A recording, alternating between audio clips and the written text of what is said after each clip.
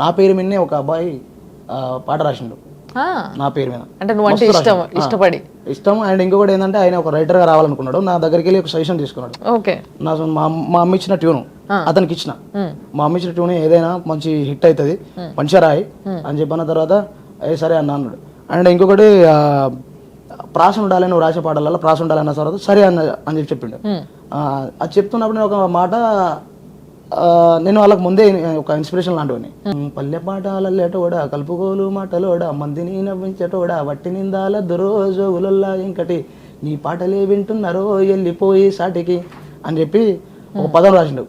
ఆ పదం ఆ పాటకే ఒక హైప్ తీసుకొచ్చింది. ఎందుకంటే నా గురించి పల్లె పాటలు అల్లడం నేను బారాపరిమించింది. మందిని నవ్వొచ్చారంటే కామెడీ కానీ ఎంటర్టైన్మెంట్ చేయడం కానీ అది మనుషుని చేసిండు. మరి నీ మీద పాడిన పాట రంగు రంగులింటి కాడ, రాయి చెట్టు పొలం కాడ, మొన్నగొన్న పట్టురైగా, 10 వక్కల్లా ఎరోజోగులల్లా ఎంకటి, 10 వక్కల్లా ఎరోజోగులల్లా ఎంకటి, మిద్ద మీద మిద్ద కట్టి 7 మిద్దాలెల్ల కట్టి, మిద్దలకెళ్ళి చూసుకుంటా ఎవరితోని సైగలే మాటకారి రేవతి, ఆ మిద్ద మీదున్నోడే ఆ మిద్ద మీదోడే వడే చెప్పవే నీ సంగతి.